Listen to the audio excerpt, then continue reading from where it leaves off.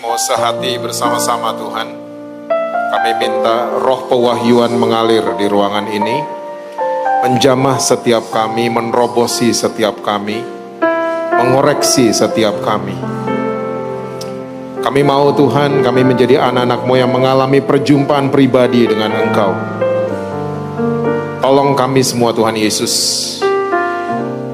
Mari Roh Kudus pimpin setiap kami kepada segala kebenaran-Mu. Berbicara buat kami. Kami siap mendengar hanya di dalam satu nama yang berkuasa, yaitu nama Tuhan Yesus Kristus. Amin. Amin. Silakan duduk. Boleh tepuk tangan buat worship leaders, singers, dan para musicians. Shalom saudara-saudara semua. Apa kabar saudara-saudara?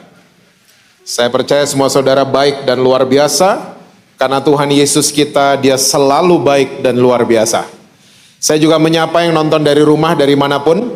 Happy Sunday to all of you. Saya akan mulai dengan cerita buat saudara-saudara semua, bahwa ternyata udah 2 tahun lebih kita sering kali mendapat ajakan-ajakan atau tawaran-tawaran untuk hidup sehat. Saudara dapat itu juga gak sih? Karena di Jakarta ini, ajakan seperti ini banyak sekali. Ya, cara makan dirubah, ya, puasa intermittent, diet keto, dan lain sebagainya. Dan tiba-tiba muncul banyak dokter, ya, dan banyak orang-orang di Jakarta yang mau datang ke dokter tersebut. Tujuannya sama semua, supaya jasmani semakin sehat. Oke? Dan yang unbelievable, yang luar biasa buat saya adalah sepeda. Selama pandemi, orang rela mengeluarkan uang ratusan juta hanya untuk beli sepeda. Dan kalau ditanya kenapa, sama tadi, supaya jasmani jadi sehat. Oke? Sepedanya doang saudara, itu belum helmnya, belum jersey-nya, belum celananya, belum sepatunya. Tapi saya melihat ternyata banyak orang selama 2 tahun ini pengen banget berlomba-lomba untuk jasmani mereka menjadi sehat. Nah, pertanyaannya sore hari ini adalah, kita pernah gak sih bertanya gitu sebagai orang-orang Kristen untuk rohani kita? Jasmani kita effortnya besar, kita mau keluarin uang, kita niat untuk jasmani kita bisa sehat. Sakit dikit aja, dokter. Ya, kita pengen dapat the best dokter. Kita pengen banget dapat the best medicine. Tapi untuk rohani, kita seringkali nggak pernah bertanya sama gini-ginian. Makanya akhirnya yang terjadi adalah, ya, jasmani kita luar biasa, tapi tidak berimbang dengan rohani. Kita nggak pernah minta Roh Kudus, tolong dong ronsen keadaan rohani saya. Di ronsen, ya, di MRI rohani saya. Kita hampir nggak pernah mikir seperti ini. Oke, kita buka sama-sama kitab Ibrani pasal yang ke-5. Ayat yang ke-12 sampai dengan ayat yang ke-14. Ibrani pasal yang ke-5. Ayat yang ke-12 sampai 14, Alkitab bilang begini. Sebab sekalipun kamu ditinjau dari sudut waktu, sudah seharusnya menjadi pengajar, kamu masih perlu lagi diajarkan asas-asas pokok dari penyataan Allah. Dan kamu masih memerlukan susu, bukan makanan keras. Sebab barang siapa masih memerlukan susu, ia tidak memahami ajaran tentang kebenaran. Sebab ia adalah anak kecil. Tetapi makanan keras adalah untuk orang-orang dewasa, yang karena mempunyai panca indera yang terlatih, untuk membedakan yang baik daripada yang jahat. Nah, penulis Ibrani, kalau saudara scroll ke atas, itu judulnya peringatan supaya tidak murtad. Nah, kita seringkali kalau dengar kata murtad, yang mendarat di kepala kita adalah orang meninggalkan kepercayaan sebelum dan masuk di kepercayaan yang baru. Itu orang murtad katanya, yang ninggalin agama sebelum. Nah, ternyata Alkitab kita mencatat, ya, di perikop yang judulnya murtad ini, Ternyata yang ditulis adalah soal makanan keras dan susu. Dan penulis Ibrani jelas mencatat, ditinjau dari sudut waktu. Sudah seharusnya kamu jadi pengajar. Jadi ini nadanya kayaknya lo udah pantes deh ngajar orang, kok belum bisa. Kira-kira seperti itu. Ya, nada daripada ayat ini. Ditinjau dari sudut waktu, kamu seharusnya udah jadi pengajar. Tapi kenyataannya ternyata kamu masih memerlukan susu.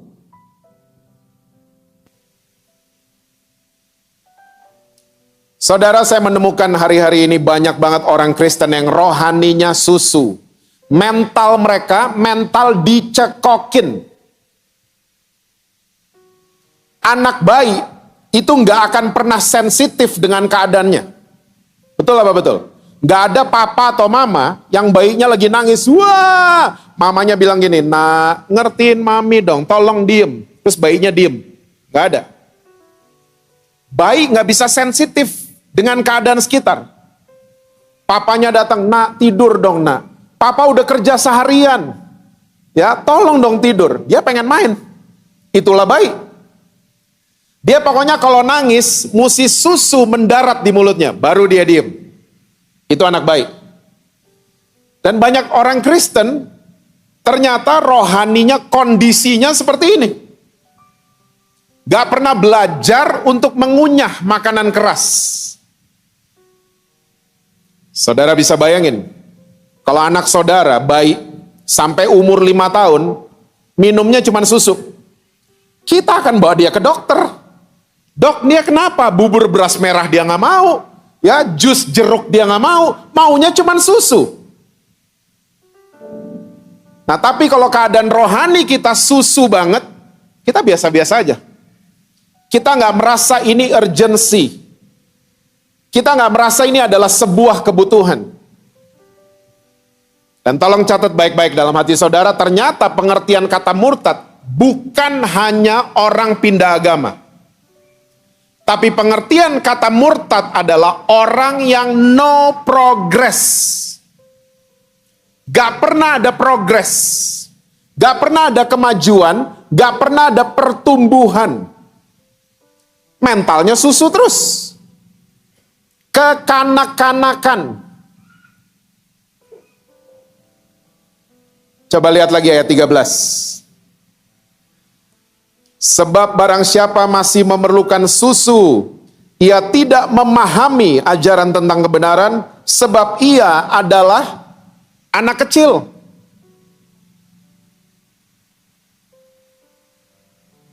Anak kecil gak dikasih es krim nangis, lucu.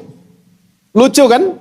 Lihat dia nangis, mau es krim. Kita gak boleh, tapi dalam hati kita lucu banget nih anak. Ya, udah dewasa, gak dikasih sama suami orang, nangis, gak lucu. Karena ini banyak terjadi. Dewasa fisiknya, tapi ternyata kekanak-kanakan. Childish. Karena apa? Mentalnya dicekokin. Jadi gak pernah ada pertumbuhan, gak pernah ada progres, gak pernah ada kemajuan. Nah, ini yang dibilang penulis Ibrani, orang murtad. No progress.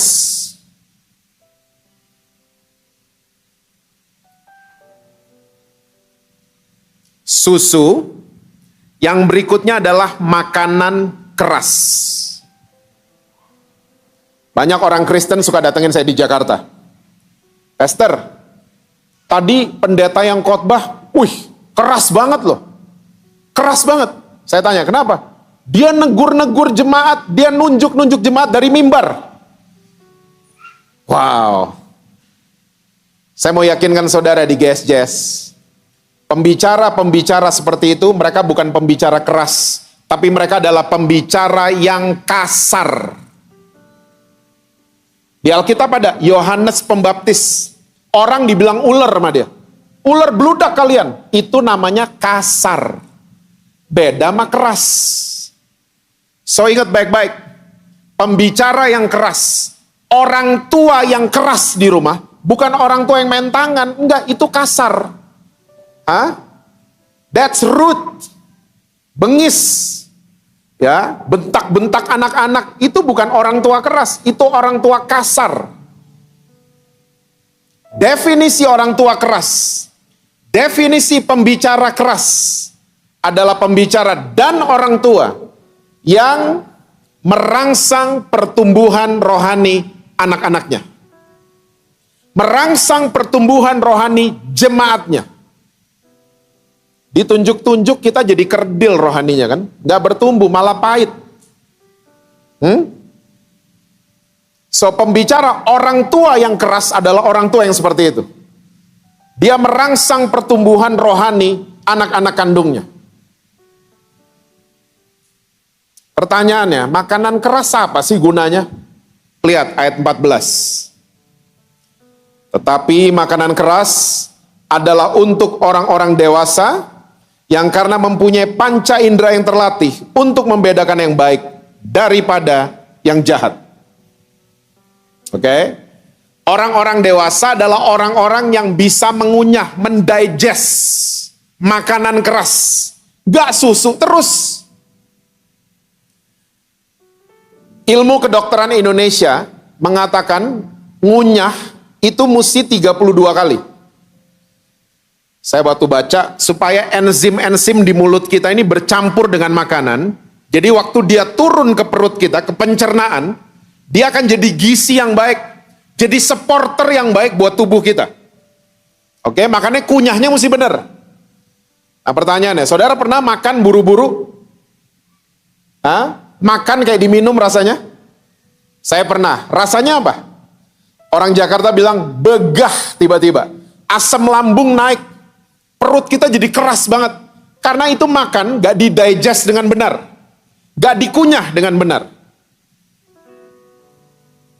Nah saya mau beritahu saudara, mama saya, itu kalau makan, dia nyoba makanan gitu ya. Dia lagi kunyah. Dia bisa ngomong gini.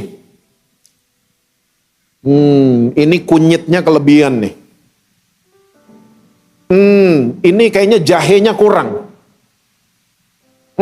Ini cabenya kurang diulek atau di blender yang bener ini. Mama saya bisa kayak gitu. Lidahnya terlatih. Dan saya punya banyak teman-teman ya chef di Jakarta. Mereka kayak gitu. Mereka nyoba kue. Ya ampun nih baking soda doang ini. Bisa berasa lidah mereka.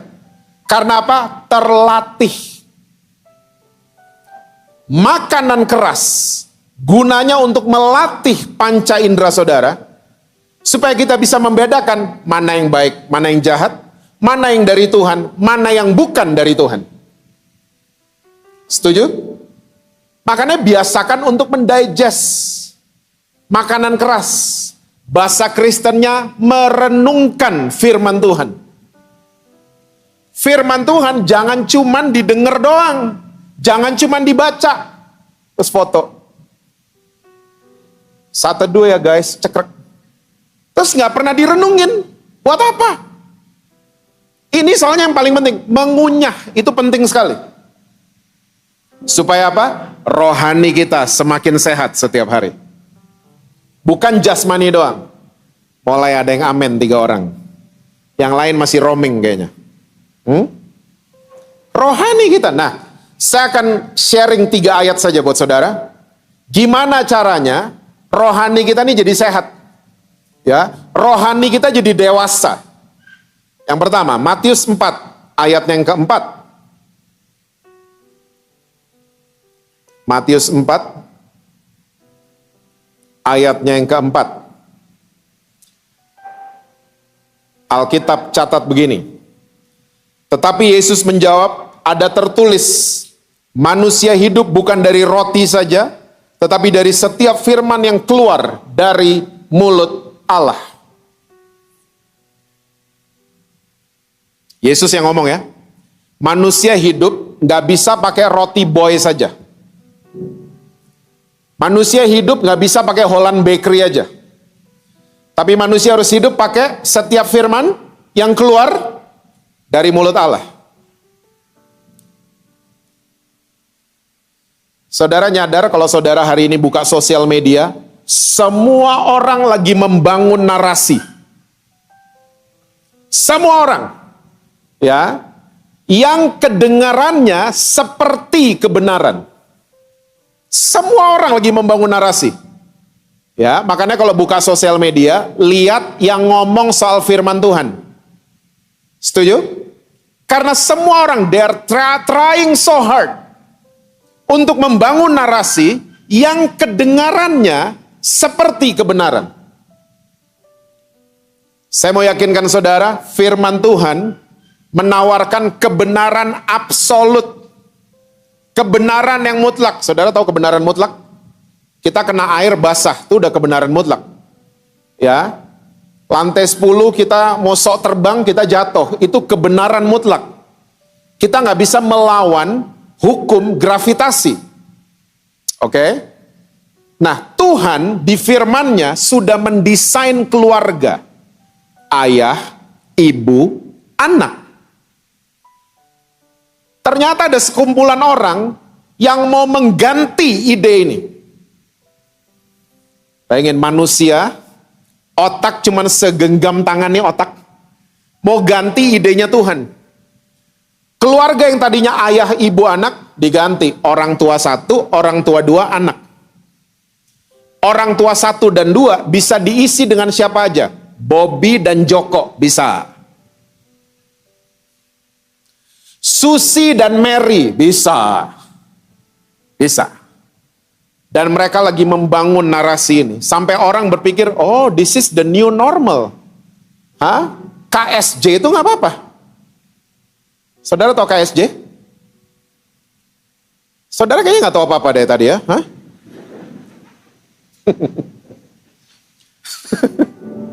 Dia sampai ngakak loh. KSJ itu adalah kesukaan sesama jenis. KSJ. Catat di handphone. KSJ. Oke? Dan ini lagi dibangun narasi di mana-mana. Mentor saya beberapa minggu lalu, dia datang dari Belanda. Ya, orang bule, tapi kalau ngomong di telepon, ngomong Indonesia, orang nggak nyangka dia bule. Dia cerita sama saya, Jess, di Indonesia orang kalau kirim anak-anak sekolah, kita tenang orang tua. Di Belanda kita mulai nggak tenang. Saya tanya, kenapa? Karena di Belanda guru-guru have the full rights. Punya semua hak dan tidak melanggar hukum. Kalau mereka bertanya sama siswa-siswa, bukan mahasiswa ya, sama siswa. Kamu nggak bosen jadi pria? Mau coba jadi perempuan nggak? They have the full rights. Kalau berniat, kasih tahu kita. Kita punya dokter, kita punya tim make up yang luar biasa. Disupport sama government.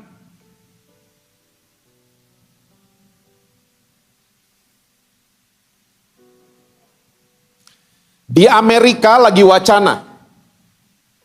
Belum disahkan secara hukum. Dokter, kalau bayi lahir nih, ya, dokter nggak boleh lagi ngomong, it's a boy, ini anak laki, atau ini anak perempuan. Nggak boleh lagi. Ini anak berhak menentukan dia pria atau wanita, later on.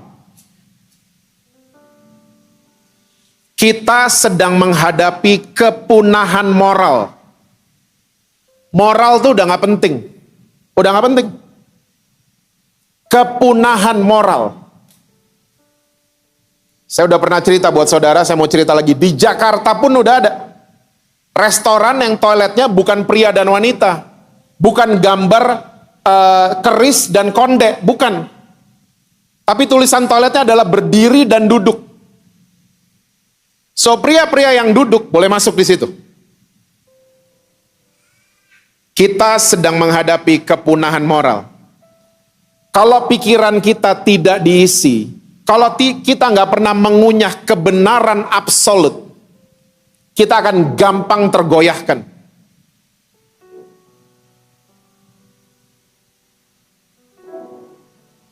Saudara mesti tahu, di Jakarta anak 6 tahun mulai lihat gay porn.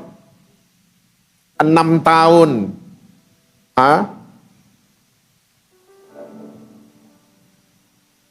Anak-anak 11 tahun mulai menghamili satu dengan yang lain. Di Jakarta. Surabaya masih tutup-tutup kayaknya ya.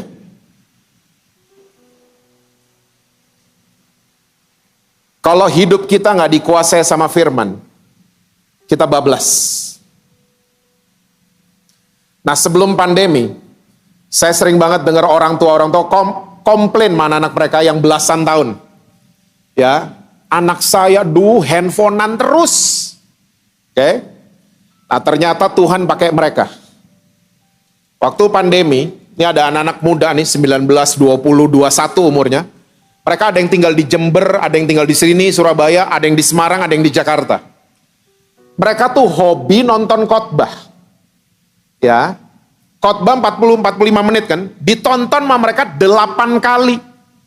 Coba, 8 kali. Dan mereka ngambil 1 menit yang nampol gitu loh istilahnya. Diambil, diedit sama mereka, ditaruh di akun mereka, diposting. Dan mereka bikin akun-akun bukan nama mereka, tapi mereka pakai nama Curhatan Alkitab. Halo admin-adminnya. Yuk baca Alkitab. Anak muda Kristen. Mereka mulai posting gini-ginian. Ya. Tiba-tiba follower mereka mulai berubah. Dari yang cuman puluhan jadi 100 ribuan hari ini. Dan postingannya soal khotbah 1 menit. Oke. Dan muka ini juga banyak. Mungkin saudara pernah lihat. Ternyata impact-nya sampai ke Jakarta. Impact-nya. Di Jakarta ada orang mau pergi ke rumah selingkuhannya. Di stasiun MRT, MRT-nya belum datang, dia nonton. Cuman semenit kan? Dia nonton, dia masuk ke toilet, dia bertobat sama Tuhan Yesus, gak jadi ke rumah selingkuhannya. Ada yang mau bunuh diri, lagi naik lift ke gedung yang tinggi. Nunggu lift lama kan? Dia nonton 1 menit. Ya, gak jadi bunuh diri. Saudara bisa bayangin kalau dia nonton YouTube 40 menit, udah lompat duluan pas ini orang. Gak selesai khotbahnya dia udah lompat. Ya. Dan yang paling banyak adalah unbelievers. Orang yang gak percaya. Nonton postingan 1 menit. Tiba-tiba minta dibaptis. Dan memberikan dirinya untuk Tuhan Yesus. Bukan anak-anak muda ini yang di DM, tapi saya, karena saya muncul mukanya. Saya yang di DM-in, mereka minta dibaptis. Saya cari ini anak-anak, ketemu. Yang di Jember nih ketemu. Ya, namanya Daryl. Saya panggil dia, kita ketemu, kita ngobrol. Ya ampun, diajak ngobrol nggak bisa. Karena biasanya chatting, not talking. Biasanya begini. Diajak ngobrol nggak bisa. Saya spend waktu sama anak muda ini. Ya, singkat cerita sekarang dia dipanggil sama salah satu perusahaan besar di Jakarta untuk bekerja di Jakarta sebagai editor. Ya, nanganin Reels dan TikTok karena itu keahliannya dia. Ngedit-ngedit yang pendek dia pinter sekali. Saudara bisa bayangin nggak kalau nggak ada mereka? TikTok, Instagram isinya cuma ibu-ibu yang narsis. Yes, nggak ada kan? Sama Instagram isinya itu tadi. Orang yang membangun narasi tentang kebenaran dalam tanda kutip. Saudara bisa bayangin? Sekarang sosial media berubah karena banyak firman Tuhan. Makanya kalau buka sosial media, nonton firman Tuhan aja. Amin. Ya, gembala saudara juga banyak muncul di sosial media. Nonton itu. Karena sekarang orang banyak menawarkan kebenaran. Dan kita mulai nggak ngerti kebenaran yang mana. Manusia hidup nggak bisa dari roti saja. Tapi manusia harus hidup lewat setiap firman yang keluar dari mulut Allah. Yang setuju bilang amin. Yang pertama, saya percaya rohani kita akan sehat. Yang kedua, yuk Yohanes 4 ayat yang ke-34. Yohanes 4. Ini peristiwa Yesus lagi ketemu wanita dari Samaria, saudara ingat ya? semua belum makan, dan akhirnya murid-muridnya ke bakmi GM untuk beli makanan. Murid-muridnya balik, nawarin Yesus, mereka lagi lapar nih. Ya, ditawarin makan, Yesus jawabnya malah begini. Saya bacain ya buat saudara. Kata Yesus kepada mereka, makananku ialah melakukan kehendak Dia yang mengutus aku dan menyelesaikan pekerjaannya. Wow. Hah? Saya mau tanya sama saudara. Saudara pernah ketemu orang lupa makan? Suami saudara pulang ke rumah, sayang udah makan belum? Suami saudara jawab gini, lupa. Pernah? Sesibuk-sibuknya manusia, kita nggak pernah lupa dengan makan. Betul? Kita akan sempetin ngemil, kita makan di mobil, kita makan di ruang meeting, kita akan sempetin untuk makan. Itu manusia. Kita akan sempetin untuk makan. Makanya restoran-restoran modern hari ini di kota besar, semua ada line untuk take away. Ini berbicara tentang orang yang nggak bisa duduk dan mau buru-buru. Line-nya sendiri. Take away. Oke? Nah, ternyata Yesus punya maksud gini. Kalau kita nggak pernah lupa sama makanan jasmani, jangan kita lupa untuk melakukan rencana Tuhan dalam kehidupan kita. Masih roaming. Rencana Tuhan itu adalah jalan yang luar biasa dalam kehidupan kita. Ajarkan anak-anak kita melakukan rencana Tuhan, bukan rencana orang tua. Papa pendeta, kamu pendeta ya? No.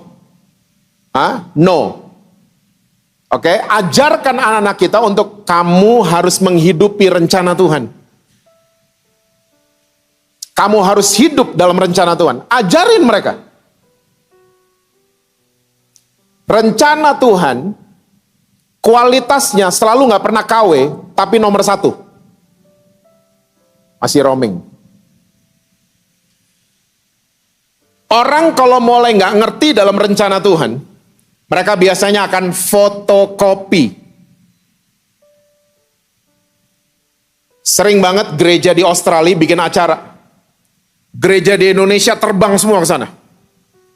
Terbang ke Australia, ikut seminarnya mereka, pulang ke Indonesia, semua caranya mereka mau dikopi ke Indonesia. Nggak bisa. Nggak bisa. Hah? Preman di Jakarta ke Surabaya aja nggak bisa kok. Nggak bisa. Jagoan di Jakarta, di Surabaya jongos. Karena tiap kota beda-beda. Culture-nya beda-beda. Tapi kita memaksakan untuk fotokopi. Ingat, catat dalam hati saudara. Jadiin caption. Hasil fotokopi selalu bagus, tapi kualitasnya nomor 2. Rencana Tuhan buat saudara dan saya, kualitasnya always number 1. Be original. Jangan suka copy-copy. Saya suka wondering, mama saya zaman dulu kalau di dapur, dia lagi mikirin, pap, suami saya, anak-anak makan apa ya? Dulu nggak ada YouTube. Nggak ada. Saya percaya Roh Kudus pimpin dia di dapur untuk menghasilkan makanan-makanan yang enak. Hari ini kita kalau di dapur YouTube sebelah kan, salah di rewind. Oh gitu. Sadarkah saudara, Indonesia punya the best coffee in the world? Sadar? Kopi-kopi Indonesia itu the best. Saya salah satu pencinta kopi Indonesia. Ya, Flores, Papua, Sidikalang, Sumatera Utara. Ya ampun, rasanya tuh luar biasa. Kopi Bali. Ya, kopi Bali itu kalau mau diminum aroma jeruknya tuh luar biasa. Karena ternyata kebun kopinya sebelahnya kebun jeruk. Jadi bercampur mungkin di bawahnya dan lain sebagainya. Akhirnya kopinya jadi punya nuansa seperti itu. Kopi Indonesia the best. Tapi pernahkah kita bangga sama kopi Indonesia? Kita bangga kalau duduk di tempat kopi yang gondrong, hijau, ada bintangnya di sini. My morning booster, cekrek. Sorry to say. Sorry to say. Itu black coffee-nya mereka tuh, yang gondrong hijau itu. Black coffee-nya kagak enak. Airnya kebanyakan, cemplang kopinya. Saya kalau kepepet harus ngopi di situ, saya dikte orangnya. Tolong double shot espresso, airnya sampai dagu, jangan sampai bintang. Resep rahasia.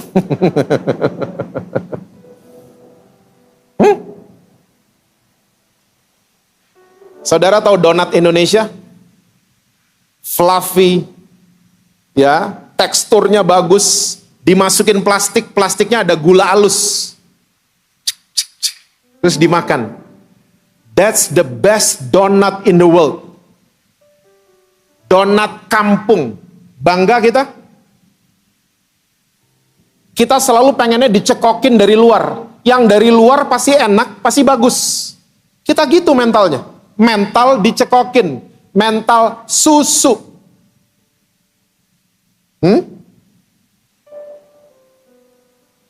Kita senangnya sama donat yang itu kan. Yang ya ampun tipis diginin juga kempes. Terus gitu. Ya, apa sih ini donat? Hah?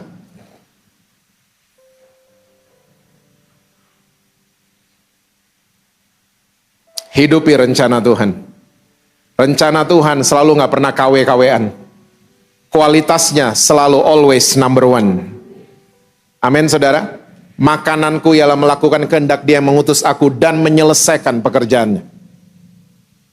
Tanya sama Tuhan. Rohani saudara akan sehat.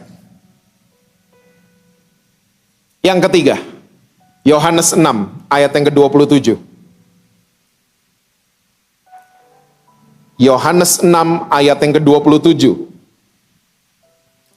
Bekerjalah bukan untuk makanan yang akan dapat binasa, melainkan untuk makanan yang bertahan sampai kepada hidup yang kekal, yang akan diberikan anak manusia kepadamu, sebab Dialah yang disahkan oleh Bapa Allah dengan materainya.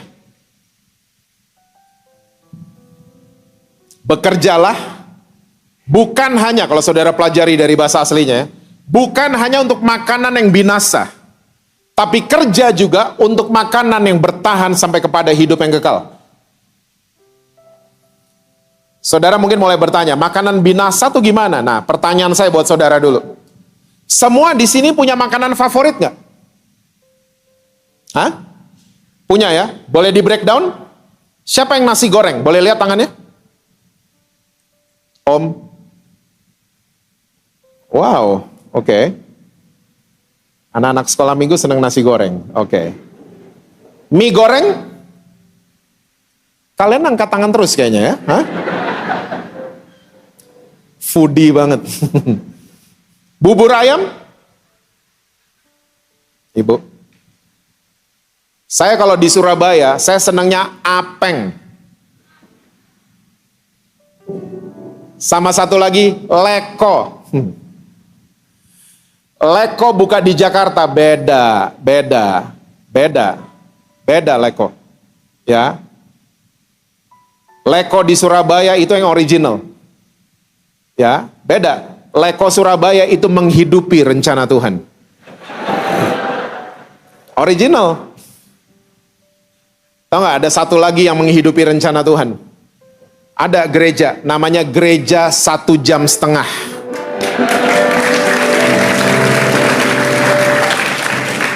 Saudara original loh. Ini original idea nih. Ada online-nya, hybrid. Original. Doain gembala saudara untuk selalu menghidupi rencana Tuhan.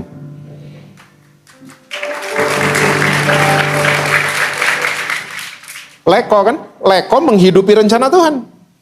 Apalagi kalau saudara pesan iga ongseng cabe ijo. Aduh mak, hah? Itu langit terbuka loh. Leko, Surabaya ya, jangan yang di Jakarta. Surabaya. Nah, makanan favorit saya itu adalah sop buntut. Saya dari kecil suka diajak di Jakarta di Hotel Borobudur sama orang tua saya untuk makan sop buntut. Ya. Dan saya jadi suka banget sama sop buntut dan itu makanan favorit. Dan kita punya kesamaan. Kita selalu sama makanan favorit. Kita selalu mau dia kelas kaki 5 sampai bintang 5, kita selalu mata kita ke dia duluan. Betul apa betul? Mama saya suka senggol saya kalau di hotel. Kenapa sih? Udah di hotel begini masih so buntut juga? Karena itulah kita. Oke? Nah, survei resmi membuktikan di Jakarta, satu keluarga kalau makan, nih keluarga hitungannya papa, mama, anaknya 2. Ya. Keluarga ini kalau makan di mall, bill-nya, ya, ini survei di Jakarta, bisa antara 750.000 sampai 1 juta. Satu keluarga kalau makan di mall. Nah, kalau makanan favorit kita datang, makanan pesanan kita datang, hari ini kita nggak langsung berdoa kan? Kita foto dulu. Habis foto, nggak berdoa juga, kita panggil waiters, mbak, tolong fotoin. Iya, makanannya masih lengkap, masih cantik, mejanya foto. Difoto, dilihat. Wah mbak, aku pipinya gede. Oh, ulang dong mbak, ulang. Diulang sama mbaknya, cekrek. Oke, udah, fotonya udah berhasil. Kita berdoa? Belum, posting dulu. Edit dikit, baru posting. Taruh handphone, baru berdoa. Gitu kan sekarang? Jadi kita lamanya bukan di ngunyah, tapi di foto-foto. Udah berdoa, makan, notifikasi masuk. Gue tadi makan di situ. Wah, balik. Iya, kenapa nggak ketemu? Bla bla bla. Kita posting ke semua sosial media kita. Pertanyaan saya, besok itu makanan ada di mana?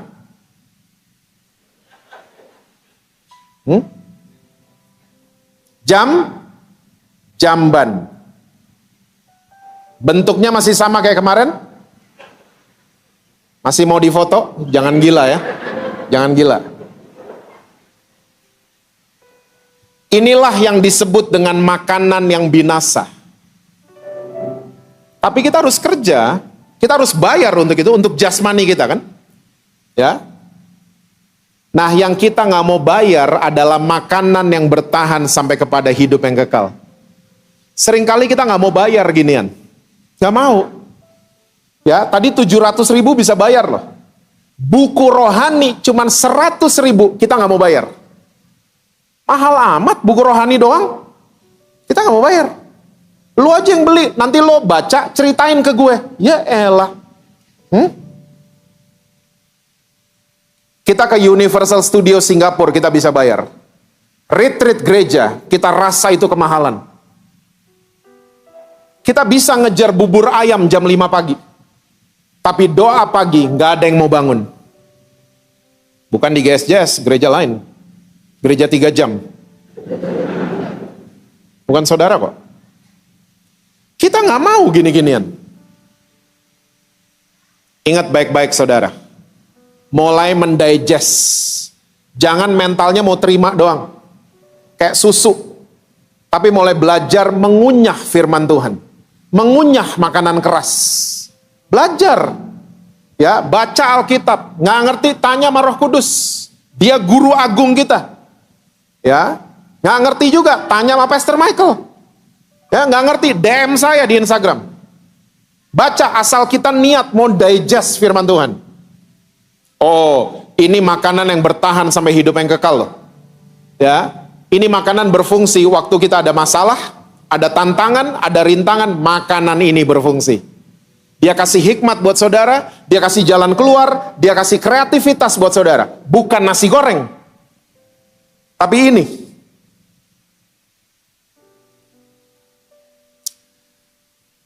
Saya akan tutup dengan cerita.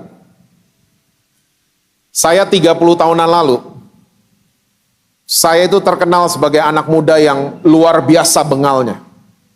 Ya. Sampai mama papa saya udah angkat tangan. Saya itu pemabuk dan tukang tawuran. Oke? Dalam 1 tahun 365 hari, bisa dihitung saya sobernya tuh hari apa aja. Karena breakfast saya zaman dulu itu Jack Daniel sama Marlboro Lights. Jadi saya kemana aja bengong. Ya, terpengaruh sama alkohol. Nah, saya itu udah sering banget lah ditangkap sama polisi. Sampai mama papa mesti ditelepon, mesti jemput saya di selnya Polsek ya, bukan sel grup, tapi sel Polsek. Jemput saya. Nah, kalau saya di rumah, saudara mesti tahu lagu tidur saya itu Led Zeppelin, Black Sabbath, sama Deep Purple. Saudara kayaknya nggak tahu gini-ginian ya. Saudara Hillsong banget mukanya. Nah ini suaranya Robert Plant, Ian Gillan, sama Ozzy Osbourne. Kalau udah teriak-teriak, saya makin ngantuk. Dan itulah lagu tidur saya. Dan kalau saya udah tidur, itu musiknya mati. Nah, mama papa saya tahu langsung. Oh, si bungsu udah tidur. Tandanya adalah musiknya berhenti. Saudara tahu nggak apa yang mereka buat?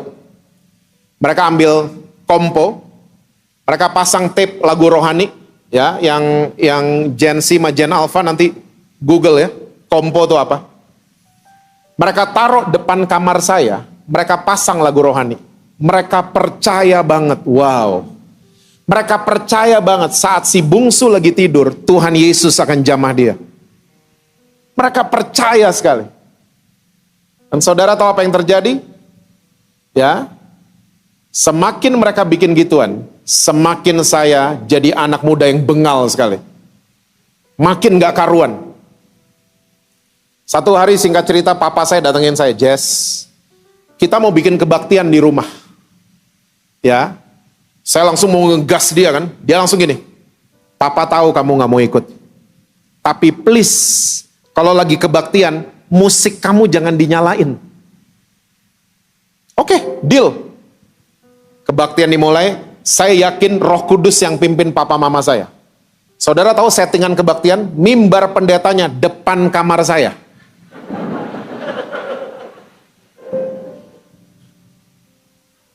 Jadi setiap khotbah saya selalu dengar. Satu hari saya lagi di Bali, saya dijamah Tuhan. Tuhan Yesus datengin kamar saya.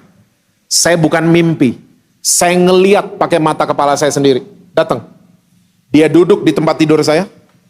Dia bilang, kalau kamu let go, lepaskan ini semua, saya akan angkat kamu jadi bapak buat orang banyak. Saya dulu bingung. Saya pikir saya akan nikah dan punya banyak anak. Ternyata kesini-sini baru nyadar, anak rohani ternyata banyak. Dia pergi, tiba-tiba saya muntah dari jam 3 pagi sampai jam 7 pagi, muntah bolak-balik kamar mandi. Habis Tuhan Yesus pergi dari kamar saya. Saya baru nyadar itu Yeskel 36, pelepasan pribadi. Kita jijik, muak makadan diri kita sendiri. Saya berubah, saudara. Saya berubah balik ke Jakarta, tapi saudara mesti tahu, saya adalah anak muda yang gagap.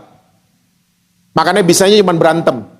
Karena berantem cuma perlu satu kata, woi, cuma perlu gitu.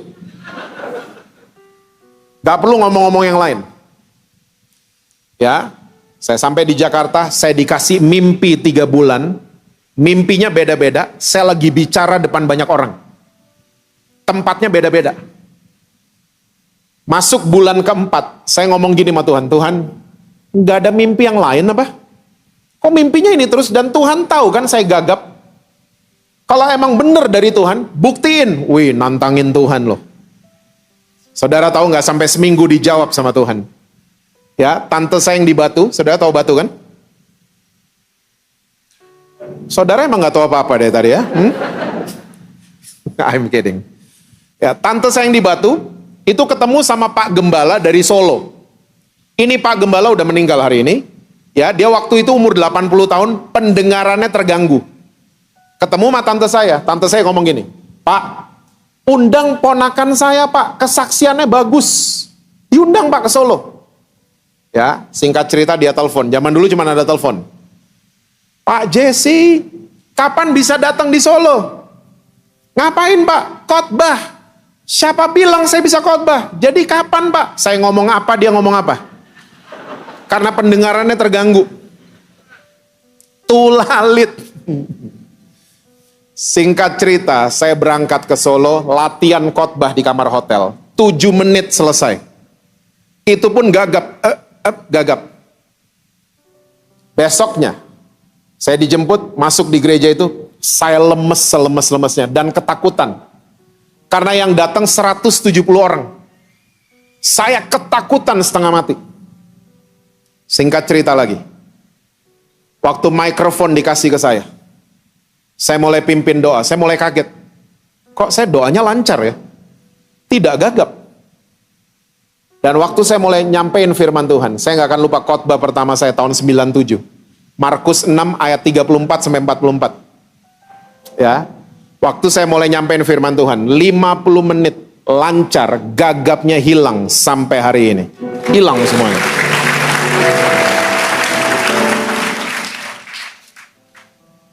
Saya sampai hari ini kalau habis bawain firman Tuhan, saya selalu thankful sama Tuhan Yesus dan sama papa mama saya.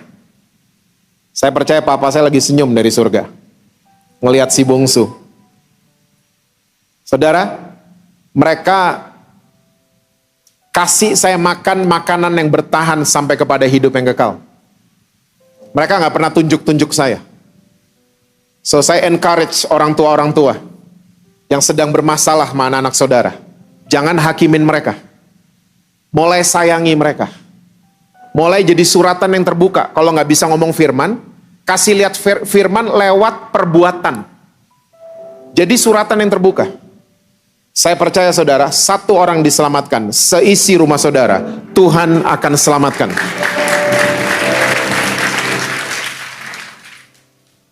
Saya living proof. Anak muda yang hopeless, anak muda yang sepertinya nggak ada harapan. Ya, mungkin berapa tahun kemudian saya mati kalau saya gitu terus. Tapi Tuhan angkat saya, saudara. Tuhan rubah saya.